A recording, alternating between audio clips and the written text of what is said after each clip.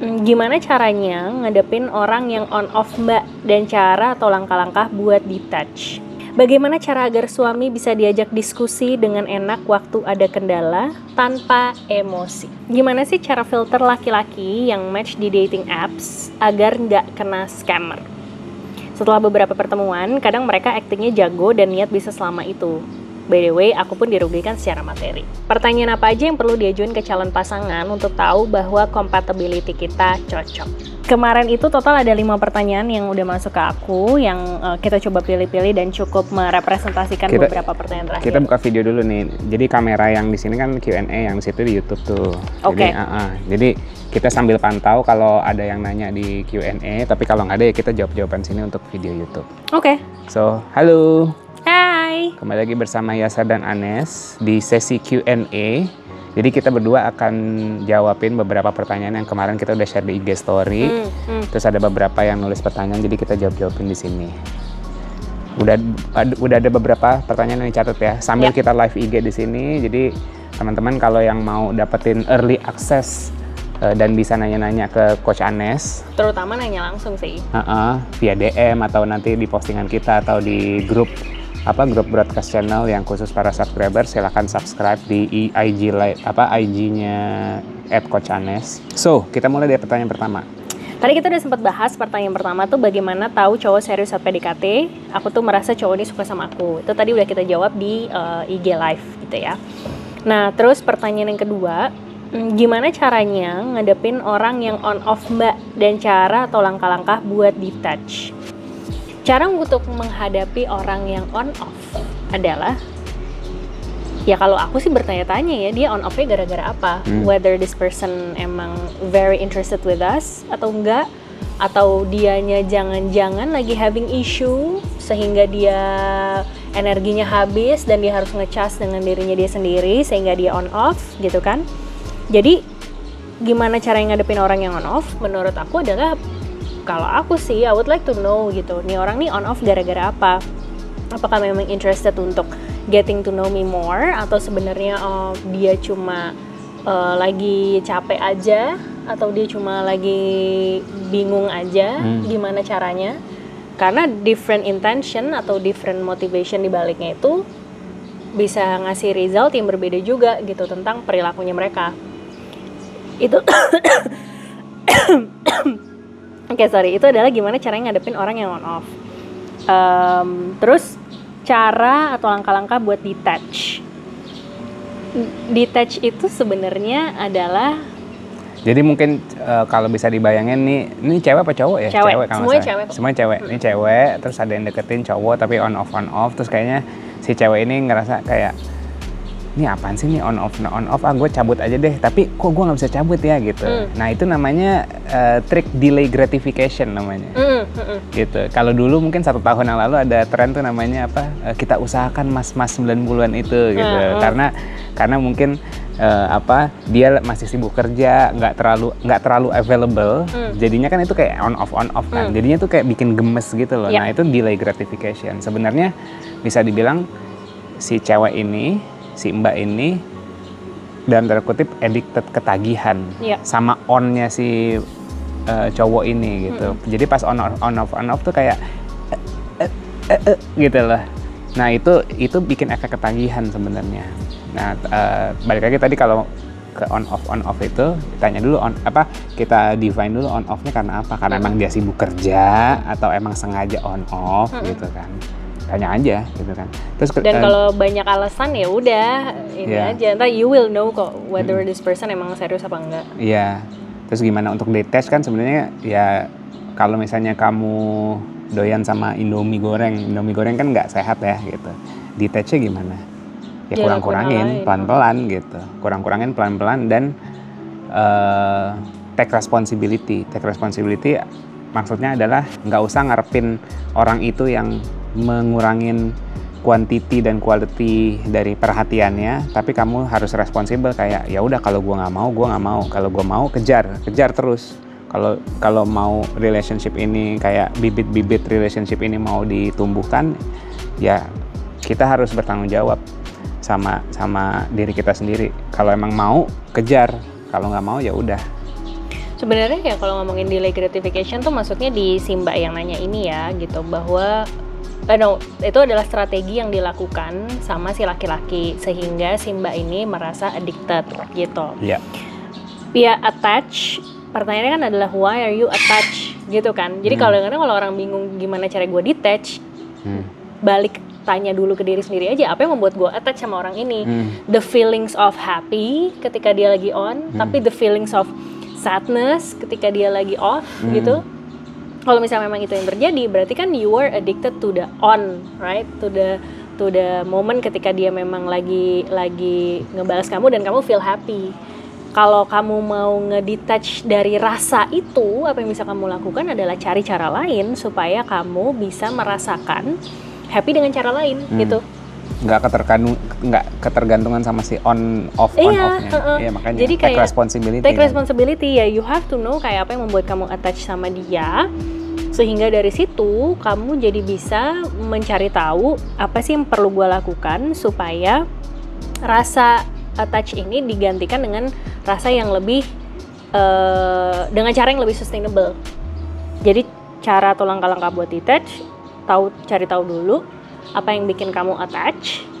Terus yang kedua, emang feelings atau perasaan apa sih gitu yang timbul gitu kan yang membuat kamu attach. And then the third one, ya udah lakuin cara lain gitu. Jangan ladenin, cari cara lain yang bisa membuat kamu mungkin merasakan hal yang sama gitu.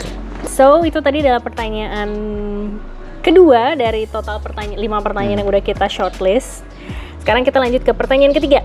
Nah ini menarik nih, mumpung ada kamu. Bagaimana cara agar suami bisa diajak diskusi dengan enak waktu ada kendala tanpa emosi? Nggak bisa, pasti akan ada emosi. Exactly, that's my thought. Jangan expect bahwa namanya berantem itu tidak ada emosi. Justru sebenarnya emosi itu pasti ada. Tapi malah bagus. Emosi itu jadi kayak sinyal tanda apa yang dia rasain sebenarnya. Nah itu PR-nya kalian berdua. Nah masalahnya cowok kan biasanya kan emosi ujung-ujungnya marah doang. Bisa jadi dia sebenarnya nggak marah tapi ketunjukannya marah, ya nggak sih? Kalau menurut kalian ini worth to selami, kayak layak untuk diselami, nggak apa-apa marah sampai kelar. Abis itu identifikasi, asal jangan lawan bicaranya jangan ke-trigger. Tapi bukan berarti si cowoknya ini bebas marah-marah maki-maki, wah bla bla bla bla, kata-kata violence gitu, jangan gitu. Tapi ungkapin ya gue ngerasa gue marah gitu. Atau tips praktikalnya mandi dulu, makan dulu, ya kan, sampai badannya nyaman gitu. Jadi kalaupun ada emotion, at least badannya udah nyaman gitu. Jangan baru pulang kerja masih gerah, capek, mumet, terus langsung ayo duduk ngobrol, tuh ini banget sih. Iya sih. Terutama buat ini related dengan kalau teman-teman udah cobain Ranum Monster di ranum.co.id. Based on MBTI itu kan dia ada huruf belakangnya tuh, ada J atau P. Nah terutama orang-orang J itu tuh nggak suka sesuatu yang kayak spontan atau langsung ditembak gitu. Orang-orang yang belakangnya J, dia pasti pengennya kayak malam ini kamu ada apa? Kalau misalnya nggak ada apa-apa, aku pengen ngobrol dong gitu. Jadi suka untuk disiapin mentalnya. Beda sama orang P. Kalau orang P memang lebih kayak gitu-gitu kan. Jadi kalaupun misalnya kayak nembak-nembakan kayak ya udah nggak apa-apa gaspol. Nah tapi itu yang kemungkinan emotionsnya jadi bocor-bocor. Jadi I do agree with Yashar gitu. Kalau misalnya memang kita pengen diskusi dengan enak, ya cari tahu dulu, bikin dulu environment-nya supaya menjadi lingkungan dan tempat yang nyaman dan aman bagi kedua belah pihak supaya bisa terbuka gitu kan. Tidak merasa takut dan ragu untuk mengeluarkan emosinya. Dan terutama kalau cewek nih, if we're asking for the man to express their emotions, ya kita juga harus expect bahwa mereka tuh cuma bisa marah atau sedih, atau happy, that's all. Sedih juga susah. Jadi start dari situ dulu. Marah tuh udah default gitu. Default, tapi coba coba denger deh. Sebenarnya dibalik dari marah itu, apa sih rasanya dia gitu. Kita juga perlu untuk lebih mendengarkan, atau kita juga perlu untuk lebih bertanya balik gitu ya. Bertanya balik tentang apa yang udah diceritain sama dia gitu. Jadi first of all, tanpa emosi nggak mungkin. Tapi Pasti ada emosi. Pasti ada emosi. Tapi emosinya itu apa? Expect bahwa cowok emosinya kemungkinan besar adalah marah. Start dari situ dulu. But then Nggak apa-apa, setidaknya kamu jadi safe space untuk dia being vulnerable. Bener. Dan tips praktis, 15 menit sampai 20 menit pertama saat dia marah-marah, lu diem aja. Biarin dia kayak mengekspresikan gitu kan emosinya dia itu. And then kalau misalnya udah, baru kemudian kita set mindset itu gini, yaudah kita cuma dengerin kita doang, kita berusaha nggak baper, sampai akhirnya ketika misalnya memang kita udah ready, dia udah selesai, terus kita udah ready, udah, oke. Coba kita recap lagi. Jadi apa sih yang sebenarnya kamu rasain? Ya. Membiarkan kamu mengekspresikan dulu gitu kan rasa emosi dan marah kamu gitu. Itu yang pertama. Terus kemudian biar bisa diajak diskusi, ya tips yang kedua tadi practical dari Asha. Dia diskusinya nggak bakal clear dan tajam kalau masih emosionalnya masih meluap-luap. Emosional itu harus emang dikuras dulu di awal, abis itu kepalanya clear, baru ngobrolnya lebih enak. Itu sih. Ini kayak kita meskipun di hari panas-panas, kita pesen kelapa dingin enak banget. Jadi kalau misalnya palanya udah mulai panas, kayak oke, minum coconut dingin. Oke, next. Insider jokes. Oke. Pertanyaan keempat. Gimana sih cara filter laki-laki yang match di dating apps agar nggak kena scammer? Setelah beberapa pertemuan, kadang mereka aktingnya jago dan niat bisa selama itu. By the way, aku pun dirugikan secara materi.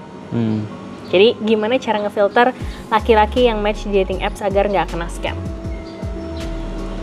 Ngefilter di awal aku rasa nggak akan sulit gitu. Pertanyaannya kenapa kamu bisa kena? Let's say di pertemuan ketiga rupanya dia kena, entah itu minjem duit atau apa segala macam. Itulah waktu yang paling tepat untuk ngefilter sebenarnya. Bukan di awal, kita nggak bisa ngeliat future. Gitu, kita nggak bisa ngeliat dari foto, dari tulisan segala macam. Mungkin ada yang signifikan banget, yang red flag banget, mungkin kelihatan banget nih gitu kan, baru ngechat segala macam, ya itu pasti kamu tahu lah.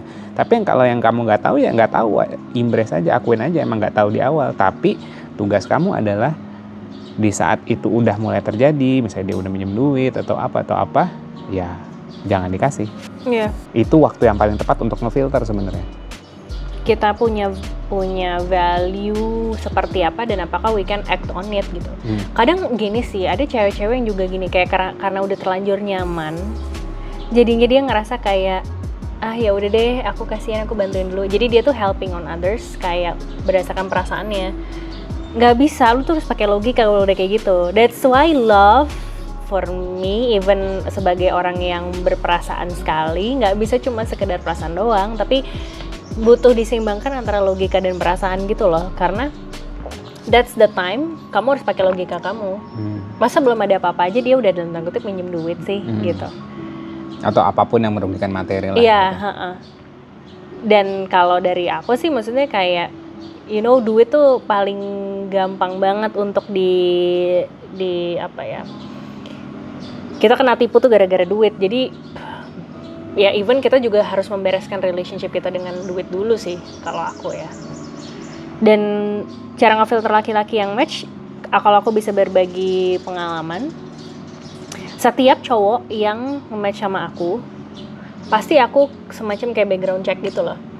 Aku tulis di Google namanya dia siapa, aku tulis di social media namanya dia siapa. LinkedIn paling penting. LinkedIn, iya maksudnya termasuk LinkedIn juga gitu. Sama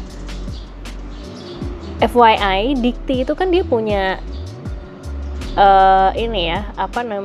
perguruan tinggi, alumni atau lulusan Dikti gitu.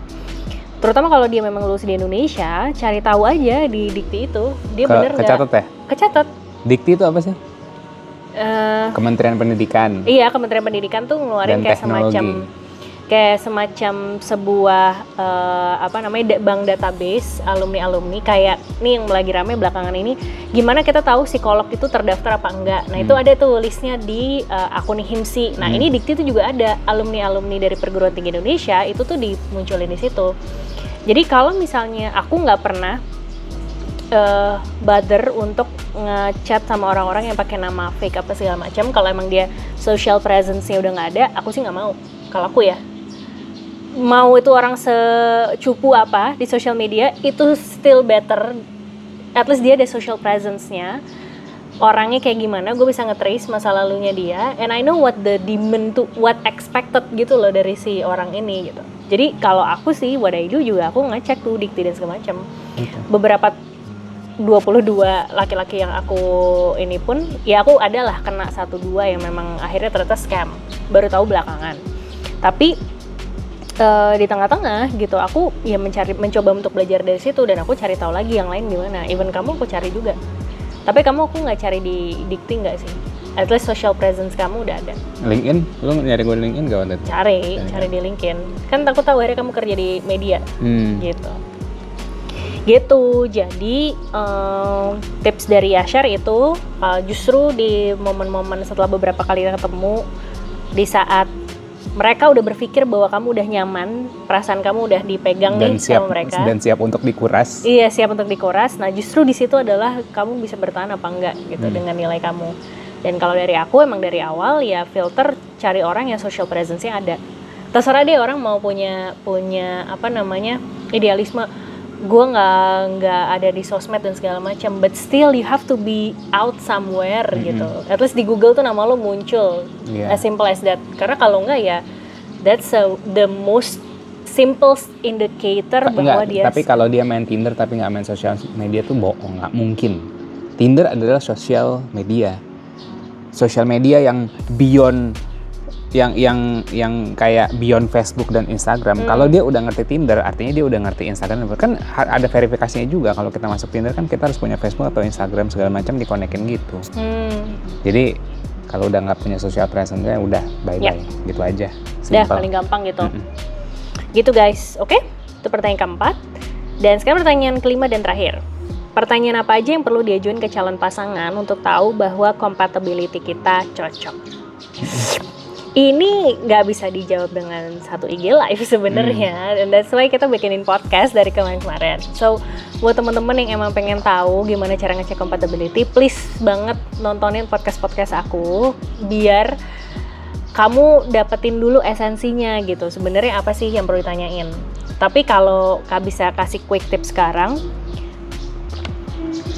pertanyaan itu bisa macam-macam. Your job is to find the question, tapi yang kamu tanya itu bisa berkaitan dengan masa lalu, masa sekarang, maupun masa depan. Apakah terutama masa sekarang dan masa depan kamu itu align atau enggak? Kalau masa lalu kita nggak bisa ngerubah gitu kan. Tapi dari masa lalu, cuman make sure aja dia udah move on apa belum. Ya, dan ada lesson learn-nya enggak, dia berasal dari keluarga yang seperti apa dan segala macam gitu. Dan gimana orang ini memposisikan diri di keluarganya. Misalnya kayak Yasser nih gitu. Oh oke, dia cerita tentang keluarganya seperti apa, tapi Yasser punya POV sendiri nih yang berbeda dibandingkan sama keluarganya. Ya udah, itu yang aku pegang gitu. Itu yang membuat aku cocok di masa sekarang dan akhirnya cocok untuk ke masa depan juga gitu. Nah, jadi pertanyaannya itu bisa macam-macam. Kalau aku bisa kasih contoh di masa, kalau nanyain tentang masa depan, ya tanya aja. Emang relationship yang baik dan sehat menurut kamu tuh kayak gimana sih? Kamu pengen relationship yang kayak gimana sih? As simple as that. And the second one, kamu pengen rumah tangga yang kayak gimana? Kalau misalnya nanti kita udah menikah, kamu pengen ada rencana apa untuk keluarga? Dari situ harusnya kita bisa nyamain visi tuh.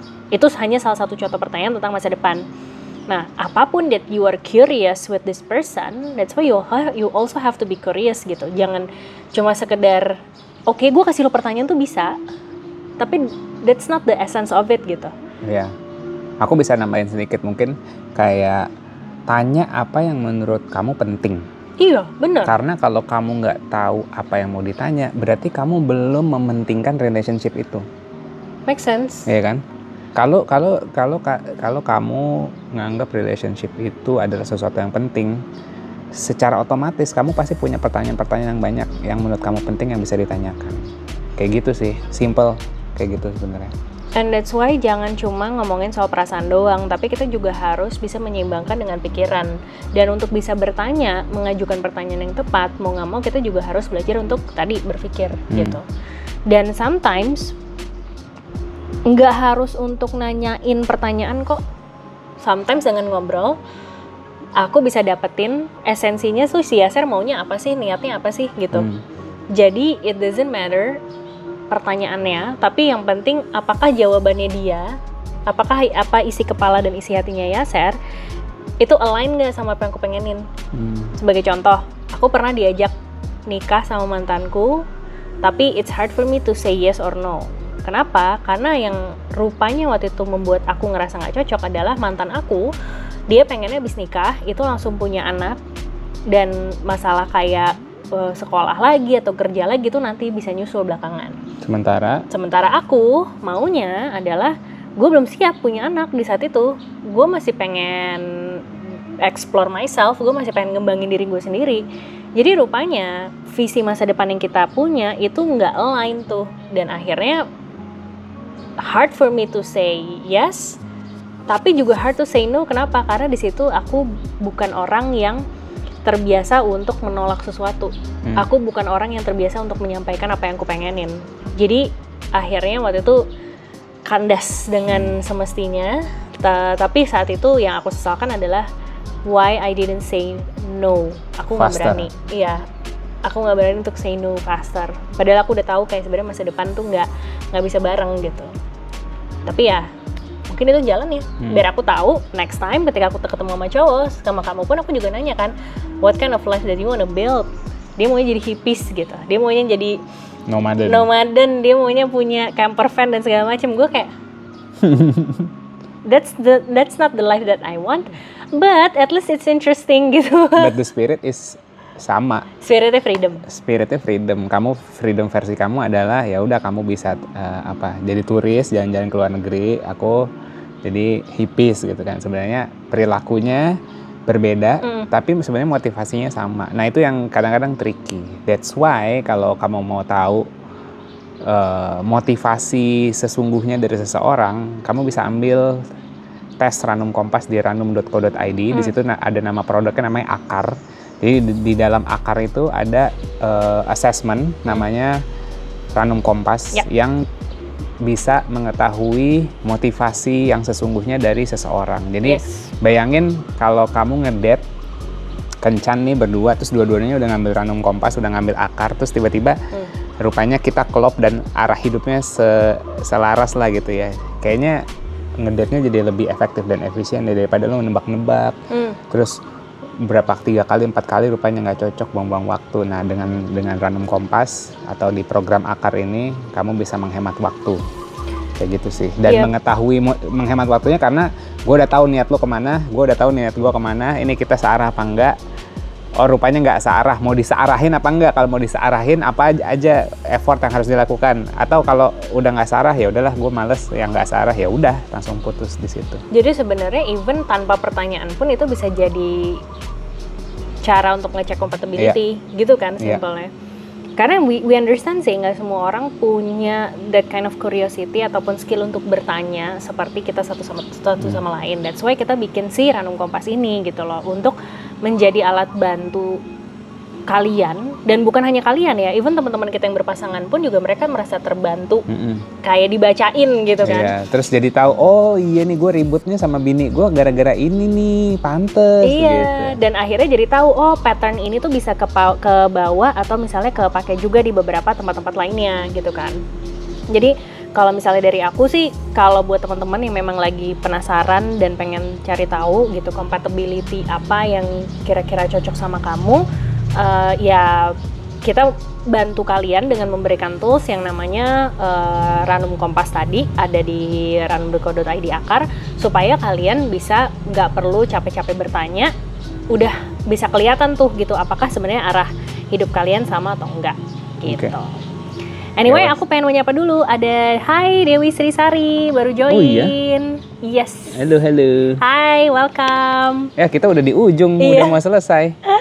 Oke, paling kita tutup ini dulu aja. Terus nanti, by the way Mbak Dewi Sri, kalau ada mau pertanyaan, if you have any questions, feel free untuk tulis di komen. Aku akan bantu jawab. Ini karena kita sambil ngerekam video, jadi kita close dulu videonya ya. Oke, so I think itu dulu ya buat teman-teman.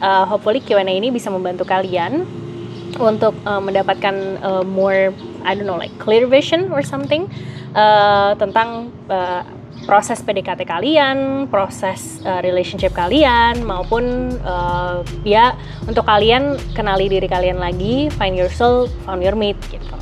So hopefully we can see you on next Q&A session ya. Bye bye. Bye.